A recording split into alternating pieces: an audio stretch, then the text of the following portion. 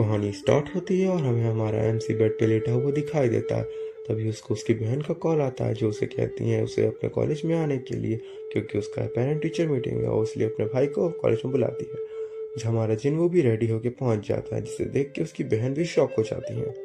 आसपास की सारी लड़कियां वो सोचने लग जाती हैं कि ये लड़का कौन है, ये काफ़ी हैंडसम है। जिन्वो को बहुत ज़्यादा टेंशन मिलने लग जाती है, जिस पे उसकी बहन कहती है तुम तो काफ़ी फेमस हो गए हो। फिर सीन कट होता है और हमें जिन्वो जीना की टीचर के साथ बैठा हुआ दिखाई दिया जाता है। जीना की टीचर जिन्वो से बताती है कि जीना पढ़ाई में बहुत अच्छी है, और जीना की टीचर जिन्वो से पूछती है अगर फ्यूचर में जीना कभी अवेक हो जाती है तो क्या आप उसे हंटर बनने देंगे, जिस पे जिन्वो का जवाब साफ साफ ना होता है।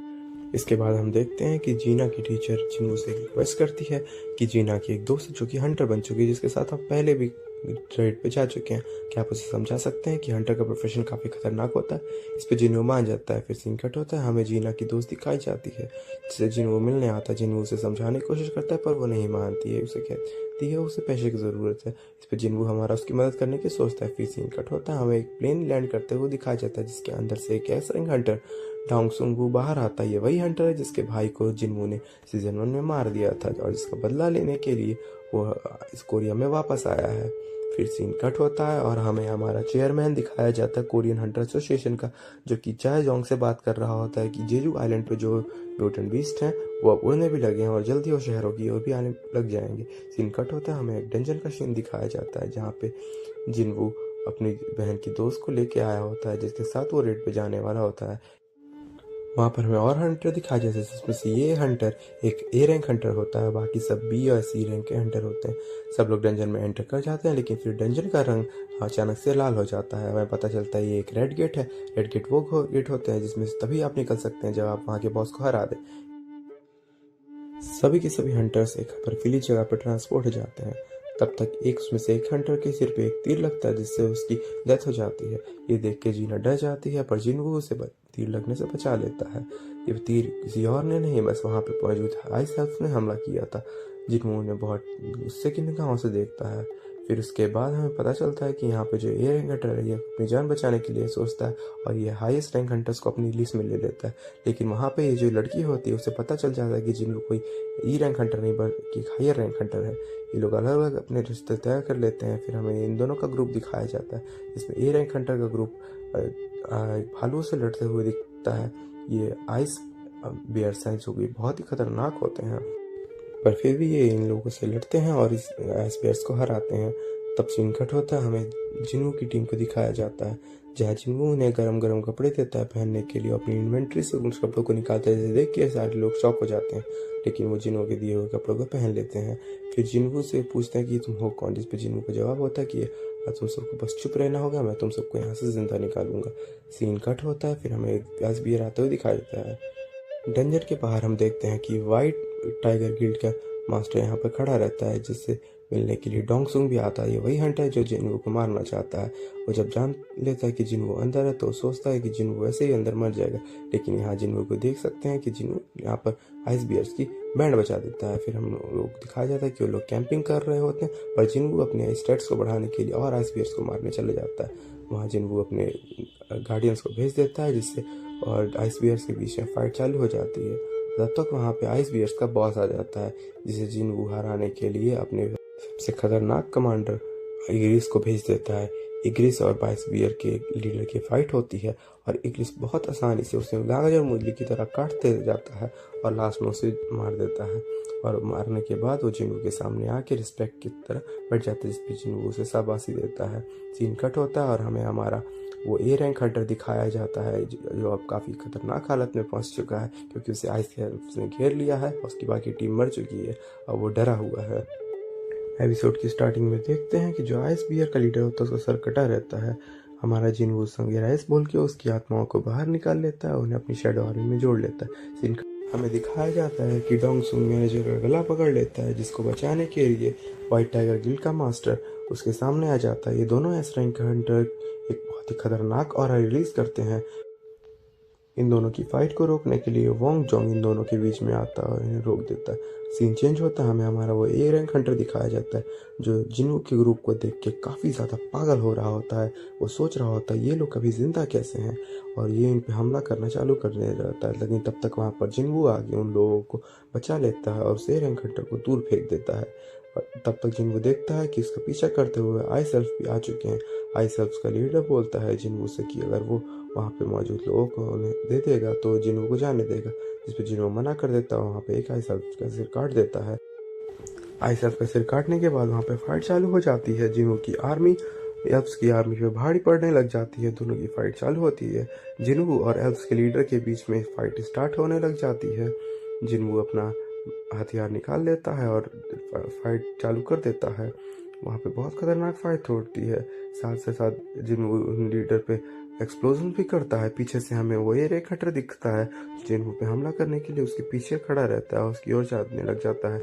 जिन्हू उसे देख लेता है और सोचता है कि इसे भी अपनी आर्मी में हिस्सा कर लेते हैं। वो इग्रिस को ऑर्डर देता है कि वो उस आदमी को जान से मार दे। फिर जिन्हू उसकी आत्मा को एराइस पोल के बाहर निकाल लेता है, उसे अपनी शैडो आर्मी में इकट्ठा कर लेता है और उसका नाम आयरन रख देता है और उसे बोलता है कि वो एल्फ्स के लीडर पे हमला करे। वो ऐसा ही करता है, वो एल्फ्स के लीडर पे हमला करता है। पीछे से हमें दिखाया जाए जिन्हों के बाकी टीम मेंबर्स इससे लड़ते हुए देख रहे होते हैं। फिर हमें जिन्हू और इग्रिस भी फाइट में शामिल होते हुए दिखाई दी जाते हैं। आयरन अपनी एबिलिटी से टैंक की एबिलिटी का यूज़ करता है और उसे अपनी ओर बुलाता है और वहाँ पे इग्रिस उस पर हमला करता है। यहाँ पे एल्फ्स के लीडर को काफ़ी चोट लग जाती है। एल्फ्स का लीडर भी कहता है कि मैं तुमको छोड़ूंगा नहीं। फिर वो देखता है उसकी आर्मी हार चुकी है, जिसपे उसे और भी गुस्सा आता है। जिन्हों उस पर अपने डैगर से हमला करता है, पर वो सोचता है कि वो उस डैगर से बच चुका है। लेकिन जिन्हों अपने डैगर को वापस बुलाता है लेकिन वो उस अटैक को कैसे भी डॉज कर लेता है। फिर आयरन उस पर हमला कर देता है। जिन्हों बोलता है आयरन को उसे पकड़ने के लिए। फिर उसके बाद जिन्हों उस पर बहुत सारे अटैक्स को करवाता है, जिसके बाद एल्फ्स के लीडर्स को काफ़ी ज़्यादा दिक्कत हो रही थी। फिर जिन्हों उस पर एक स्टेल्थ अटैक करता है जिससे वो काफ़ी इंजर्ड हो जाता है। फिर आयरन उस पर एक हैमर से अटैक करता है जिससे उसकी जान चली जाती है। आयरन उसके बाद भी उस पर 4 हैमर्स करते रहता है जो काफ़ी मजाकिया लगता है। जिन्हों की टीम जीतते हुए देख के खुश हो जाती है और फिर ये सीन कट होता है और हमें बाहर का सीन दिखाया जाता है जहाँ पर का जो रेड गेट होता है वो फिर ब्लू गेट में बदल जाता है और वहाँ से सारे हंटर्स बाहर निकलने आ जाते हैं। फिर वो गेट बंद हो जाता है। उसके बाद हमारा वाइट टाइगर गिल्ड का जो लीडर होता है वो जिन्हों से सवाल करना चाहता है कि मेरे 6 लोग कहाँ मारे गए हैं। इसमें जिन्हों कहता है तुम्हें शुक्रिया होना चाहिए कि मैंने तुम्हारे 2 लोगों की जान बचा ली, वरना वहाँ से कोई जिंदा नहीं आता। फिर वो जिन्हों बाहर चला जाता है। इसके बाद वाइट टाइगर गिल्ड का लीडर हमारे मैनेजर से बोलता है मुझे किसी भी हालत में ये बंदा हमारे गिल्ड में चाहिए, क्योंकि इस स्ट्रॉन्ग बंदे की हमें काफ़ी ज़रूरत है। फिर सीन कट होता है, हमें जिन्हों दिखाया जाता है जो जिन्हों की दोस्त को उसके घर छोड़ दिया जाता है। उसके बाद जिन्हों अपने घर पहुंच जाता है। अगले दिन जिन्हों की टीम वापस एक साथ मिलती है और नेक्स्ट रेड पे जाने के लिए रेडी हो जाती है। जिन्हों और मिसान को इतने करीब देख के ये लौंडा काफ़ी ज़्यादा शर्माने लग जाता है और मन ही मन में बहुत सारे ख्याली पोलाव पकाने लग जाता है। उसके बाद ये लोग अपने सफ़र पे चले जाते हैं। एपिसोड 3 की स्टार्टिंग में हमें एक डंजन का सीन दिखाया जाता है जहाँ पर यूजिन खड़ा होता है। यूजिन अपने सामने का नज़ारा देख के विश्वास नहीं कर पा रहा होता है, क्योंकि जिन्हों की आर्मी ने बहुत ही आसानी से सामने पड़े रॉक्स का सफाया कर दिया होता है। उसके बाद जिन्हों उन्हें कमांड देता है कि वहाँ पे मौजूद माना क्रिस्टल्स को वो इकट्ठा करे, जिसपे वो माना क्रिस्टल इकट्ठा करने लग जाते हैं। ये सब देख के हमारा यूजिन सोचता है वो कितना बड़ा यूजलेस है, वो अब तो माना क्रिस्टल्स भी इकट्ठा नहीं कर सकता, वो किसी काम का नहीं है। सीन चेंज होता है, हमें एक टूटी फूटी जगह दिखाई जाती है जहाँ पे एक हंटर काफी डर रहा होता है और अपने सामने मौजूद हंटर से डर रहा होता है। और जो सामने मौजूद हंटर होता है वो और कोई नहीं होता है, वो जिन्हों का बाप होता है। सीन चेंज होता है, हमें एक बार का सीन दिखाया जाता है जहाँ पे जिन्हों और यूजिन बैठे होते हैं, वो एक दूसरे के साथ बातें कर रहे होते हैं। तब तक यूजिन बोलता है काश मेरा भी तुम्हारे जैसा कोई भाई होता, जिसपे जिन्हों बोलता है कि क्यों नहीं, आज से मैं तुम्हें अपना भाई मानता हूँ। फिर सीन चेंज होता है और हमें जिन्हों का डैड दिखाया जाता है जो से मिलने योंग डोंग सू आ रहा होता है। हमें फिर डेमन कार्सल का सीन दिखाया जाता है जहाँ जिन्हों ने एंट्री ले ली होती है। वो अब सोचता है वो यहाँ एंट्री लेगा और यहाँ के मॉन्स्टर्स को हराएगा। वो एंट्री लेते ही देखता है आपके सामने हजारों मॉन्स्टर्स हैं। हमें तभी यूजिन गिल का सीन दिखाया जाता है जहाँ पे यूजिन अपने डैड के साथ बैठा होता है और वो बोलता है कि वो यूजिन गिल को संभालने के लिए तैयार है। उसके डैड कहते हैं तुम इसलिए जिंदा हो क्योंकि तुम्हारा सा जिन्नू था, अगर तुम जिन्नू को हमारी टीम में ला लेते हो तो हम तुम्हें यूजिन गिल का गिल मास्टर बना देंगे। इस पे यूजिन मान जाता है। फिर सीन चेंज होता है और हमें डीमन कासल का सीन दिखाया जाता है जहाँ जिन्नू हजारों लाशों पे खड़ा होता है जो कि डीमंस की होती हैं। अब उसे एंट्री पास मिल जाता है अगले फ्लोर पे जाने का।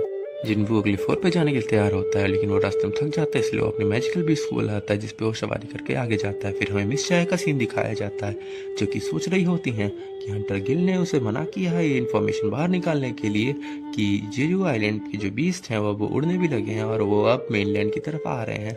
फिर हमें वापस डीमन कासल का सीन दिखाया जाता है। हम देखते हैं जिन्नू बहुत ही आसानी से मॉन्स्टर्स को मार रहा होता है। वो वहाँ पर बैठ के खाना भी खाता है।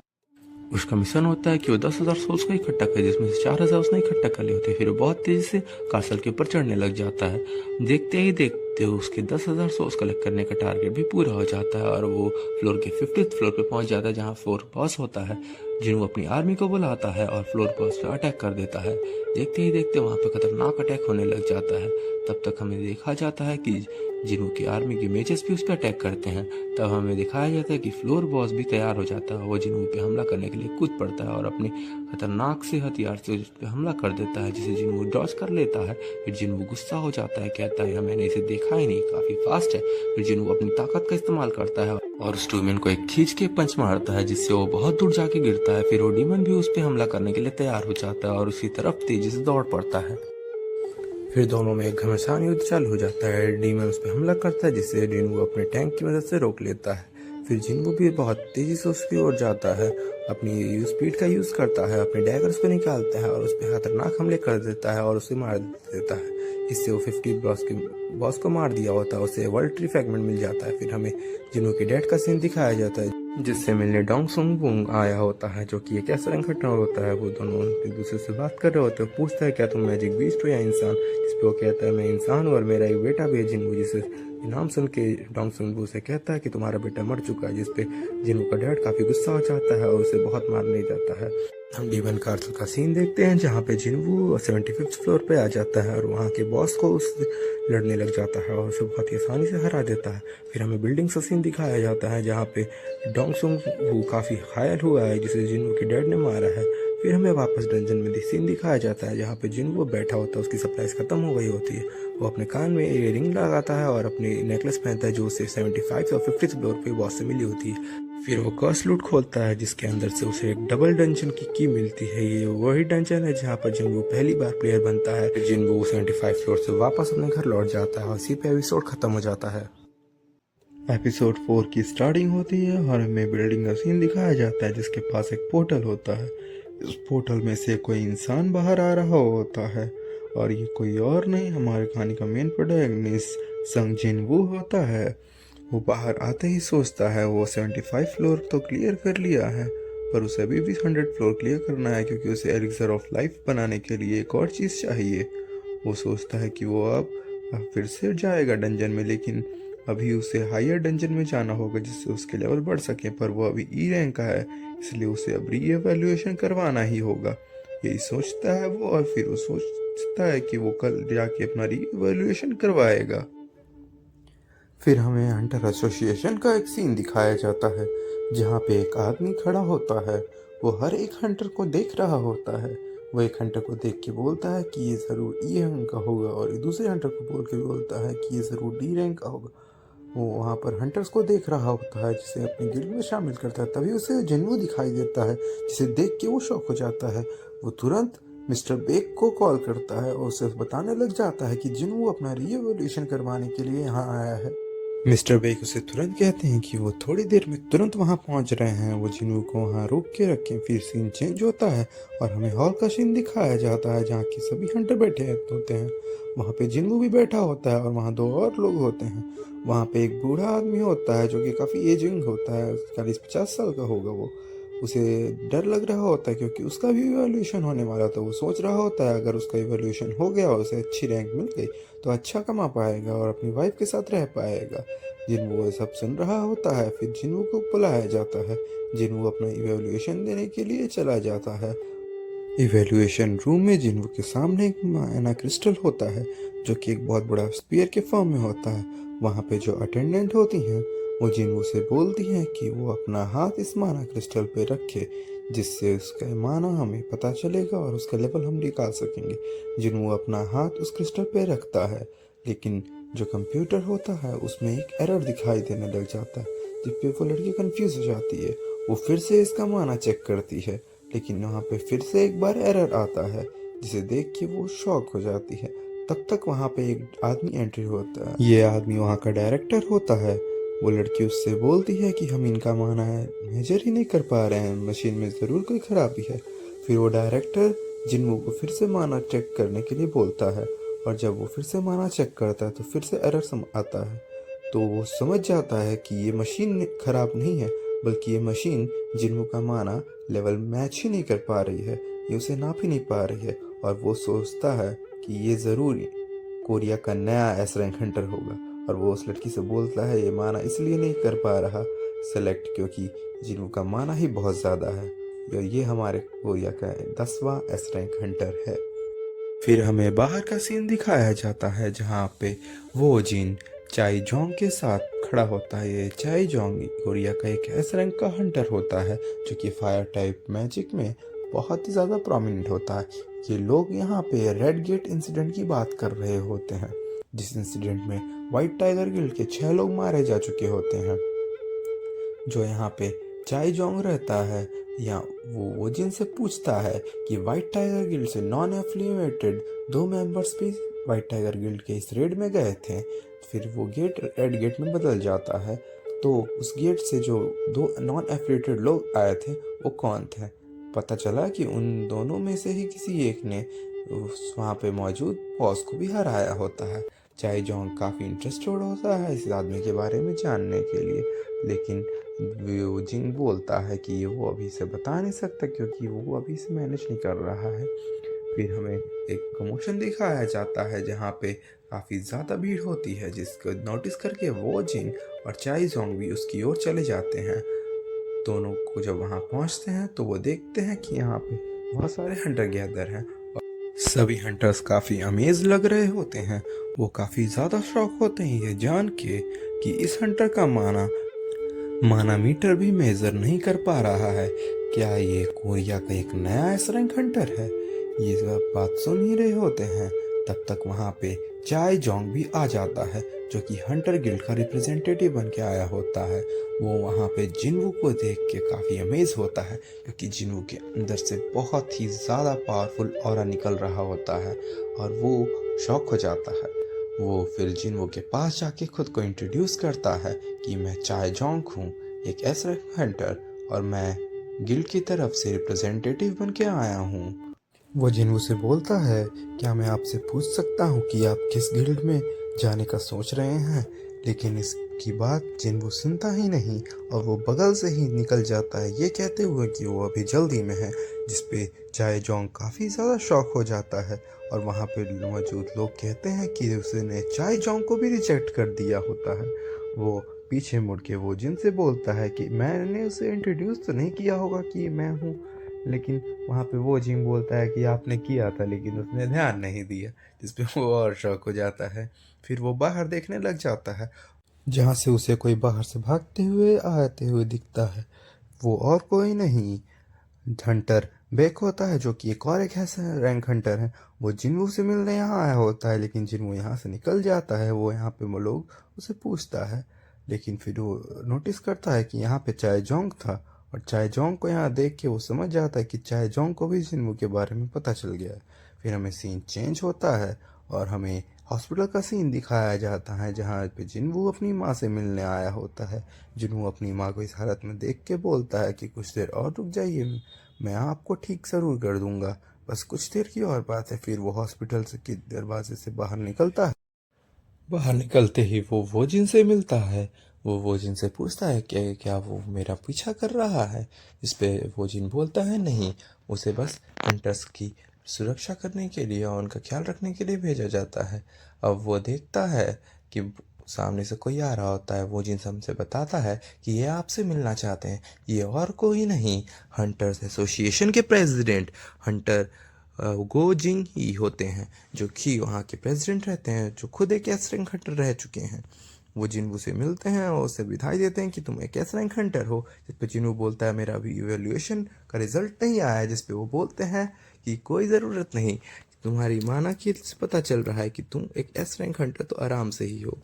जिस पे उन दोनों की बातें स्टार्ट होती हैं। उस पे वो पूछते हैं कि जिन्वू ने क्या डिसाइड किया है वो किस गिल्ड को ज्वाइन करेगा, क्योंकि जिन्वू के डिसाइड करने से बहुत बड़ा कन्फ्लिक्ट हो सकता है। क्योंकि अभी जो 5 मेजर गिल्ड्स हैं उनके अंदर पावर बटी हुई है, लेकिन जिन्वू के जाते ही किसी न किसी गिल्ड के अंदर पावर काफ़ी ज़्यादा बढ़ जाएगी। फिर वो जिन्वू को एक ऑफ़र देते हैं कि वो एक हंटर एसोसिएशन का पार्ट बन जाए। जिन्वू सोचता है ये ऑफ़र बुरा भी नहीं है, लेकिन फिर वो सोचता है लेकिन उसे स्ट्रांग बनने के लिए और भी ज़्यादा फाइट करना होगा। और वो अगर हंटर एसोसिएशन में आ जाता है तो उसे डंजन्स में अक्सर जाने का मौका नहीं मिलेगा। ये सोच के वो जिन्वू अपना डिसीज़न बताता है कि वो पार्ट नहीं ले पाएगा हंटर एसोसिएशन में, क्योंकि उसे बैटल करना पसंद है। उसे और डंजन्स में जाना है। जिस पे हमारा जो हंटर एसोसिएशन का जो प्रेसिडेंट होता है वो सोचने लग जाता है कि इस नौजवान लड़के में लड़ने की उत्सुकता है। काश मैं 10 साल नहीं 20 साल अगर जवान होता तो मैं इसके साथ ज़रूर लड़ता। वो अपने असिस्टेंट वो जिनसे बोलता है कि आज की सारी अपॉइंटमेंट कैंसिल कर दो, क्योंकि मेरा मूड नहीं है। फिर वो जिनसे पूछता है कि क्या वो उसके साथ एक ड्रिंक लेगा, जिस पे वो जिन मना कर देता है कि वो ऑन ड्यूटी ड्रिंक नहीं करेगा। जिस पे वो बोलता है कि क्या जिन वो मेरे साथ ड्रिंक करेगा। फिर सीन चेंज होता है और हमें हॉस्पिटल का सीन दिखाया जाता है, जहाँ पे डोंगसुंग लेटा होता है, जिसकी हालत काफ़ी ख़राब कर दी है जिन्वू के पापा ने। वो सोच रहा होता है कि जिन्वू के बाप ने उसे कुत्ते की तरह पीटा है, इसका बदला वो लेके रहेगा। उससे मिलने वहाँ पे एक आदमी आता है जो पूछता है कि है तुम्हें क्या लगता है, तुम तो उससे पिट चुके हो, तो तुम बता सकते हो कि जिन्वू का डैड जो है क्या वो एक मैजिक बीस्ट है या इंसान है। जिस पे वो बोलता है वो पक्का एक मैजिक बीस्ट है। इस बात को क्लियर करके देता है। जिस पे वो आदमी वहाँ से उसे आराम करने को बोल के चला जाता है। जिस पे डोंगसुंग सोचता है मैं अपना बदला लेके रहूँगा और अपनी रेज से अपनी ऑरा निकालने लग जाता है। और वो बोलता है मुझे बस एक आर्टिफैक्ट की ज़रूरत है। आर्टिफैक्ट वो चीज़ें होते हैं जिन्हें बहुत स्किल्ड क्राफ्ट्समैन ने बनाया होता है, जिसको पहनने से आपकी क्वालिटीज़ और आपके अटैक्स की पावर कई गुना बढ़ जाती है और एक हंटर काफ़ी ज़्यादा पावरफुल हो सकता है। सीन चेंज होता है, हमें एक सीन दिखाया जाता है कि जिन्वू भी ऐसे किसी आर्टिफैक्ट की तलाश में होता है। वो सोचता है उसे आर्टिफैक्ट खरीदने के लिए काफ़ी पैसे लगेंगे, क्योंकि ऑनलाइन ये आर्टिफैक्ट्स की कीमत बहुत ज़्यादा होती है। फिर वो सोचता है जो उसे ऑब मिला है 50th फ्लोर पे के बॉस को हराने पे, वो उसे बेच सकता है, क्योंकि इसकी कीमत काफ़ी ज़्यादा होगी। लेकिन फिर वो सोचता है अभी तो उसके पास ई रैंक हंटर का लाइसेंस है, उसे अभी 3 दिन वेट करना होगा। उसके बाद ही उसे एक नया रैंक का हंटर का आईडी मिलेगा, जिसके बाद वो इस ऑप को आराम से बेच पाएगा बिना किसी प्रॉब्लम के। यही सोच के वो स्क्रॉल करने लग जाता है। तब तक उसे कुछ और चीज़ दिखता है। फिर सीन कट होता है। हमें हंटर एसोसिएशन की बिल्डिंग सिखाई जाती है, जहाँ पे वो चिंक होता है। वो प्रेसिडेंट को बताता है कि जिन्वू ने अभी अभी एक गिल्ड को ज्वाइन किया है, पर not as a hunter but as a mining team. वो सुन के हमारा जो प्रेसिडेंट होता है वो शॉक हो जाता है कि जिन्वू करना क्या चाहता है। उसने एक माइनिंग टीम को क्यों ज्वाइन किया है। हमें पता है कि जिन्वू ने इसलिए किया है क्योंकि उसे पैसों की ज़रूरत है। फिर सीन चेंज होता है और हमें माइनिंग साइट दिखाई जाती है, जहाँ पे जिन्वू एक आदमी के साथ होता है। वो आदमी जिन्वू का इंटरव्यू ले रहा होता है। वो जिन्वू से बोलता है कि तुम इस पे साइन कर लिए हो माइनिंग टीम पे। फिर हमें बताया जाता है माइनिंग टीम और ह्यूमन रिसोर्स टीम वो टीम होती है जो कि हंटर्स के जाने के बाद जहाँ अंदर जाके माइनिंग करती है, और वहाँ पे मौजूद जितने भी जो मॉन्स्टर्स होते हैं मर गए होते हैं उनकी बॉडी को भी ये टीम बाहर लेके आती है। फिर हमें डंजन का सीन दिखाया जाता है, जहाँ पे बहुत सारे हंटर्स होते हैं। उन्हीं में से एक हंटर होता है जो कि एक ऐसा रंग हंटर होता है जिसे हम पहले देख चुके हैं। ये है चाइजोंग, जो अपनी अपनी फायर टाइप मैजिक का यूज करके सामने जो मॉन्स्टर्स होते हैं उन पे हमला कर देता है, और अपनी पावरफुल फायर स्पेल से सामने के सामने सारे के सारे मॉन्स्टर्स को ख़त्म कर देता है एक ही बार में। फिर वो आगे टैंक्स को अलाउ वो करता है कि वो आगे आके एक शील्ड बना ले जिस पे टैंक्स आ जाते हैं और सामने से हंटर्स पे किए गए अटैक्स को भी ब्लॉक कर लेते हैं। पे एक हंटर होती है जो अपने नाक को ढक लेती है, उसे बाकी हंटर्स की स्मेल्स भी आ रही होती है। फिर वो सभी लोग बाहर निकलते हैं। फिर उसमें हमें जिन्वू दिखाया जाता है, जो जिन्वू उन्हें देखता है। जिन्वू सोचता है इतने सारे हंटर्स गए हैं थे। तभी हमें वो लड़की दिखाई जाती है जिसने अपने नाक को ढक रखा था। ये और कोई नहीं, कोरिया की 9th एस रैंक हंटर चाय हीन है, जो कि बहुत ही ज़्यादा पावरफुल है। ये बहुत ही कम लोगों में से है जो जिन्वू को सेंस कर पा रही होती है, पर जिन्वू भी वहाँ से हट जाता है। फिर वापस हमें अंदर का सीन दिखाया जाता है जहाँ पे जो रिसोर्स टीम होती है वो हंटर्स के साथ मिलकर माइनिंग कर रही होती है और अंदर के कॉप्स को ही बाहर ले जाती है। फिर जिन्वू सोचता है कि यहाँ पे बहुत सारे हंटर्स मुझे ई रैंक समझ के मुझ पे अपने दांव चलाने की कोशिश कर रहे होते हैं। फिर हम देखते हैं जिन्वू बहुत ही तेज़ी से बहुत सारे जो ओर्स होते हैं, क्रिस्टल्स होते हैं, उनको माइन कर रहा होता है, जिसे देख के वहाँ लोग के लोग शॉक हो रहे थे कि क्या सच में ये एक ई रैंक हंटर है। फिर यहाँ पर लंच होता है। जो जिन्वू का मैनेजर होता है वो बोलता है कि तुम आराम कर सकते हो क्योंकि हम लोग लंच करने वाले होते। इस पर जिन्वू बोलता है नहीं, वो और काम करेगा। उसके बॉस के जाने के बाद जिन्वू को मौका मिल जाता है कि वो भाग के जाके वहाँ के मौजूद डंजन के बॉस को देख सकता है, उसकी पावर को महसूस कर सकता है। उसके पास 1 घंटे होते हैं तो वो बहुत तेज़ी से डंजन की बॉस की ओर भाग जाता है। डंजन में पहुँच के वो देखता है कि डंजन के बॉस के सामने वाला गेट काफ़ी बड़ा है। वो देख के काफ़ी ज़्यादा एक्साइटेड हो रहा होता है। वो अपनी हथियार को भी अपने हाथ में बुला लेता है और अपने डैगर को अपने हाथ में पकड़ के सोचने लग जाता है कि अगर मैंने डंजन के बॉस को मार दिया तो ये डंजन क्लोज हो जाएगा।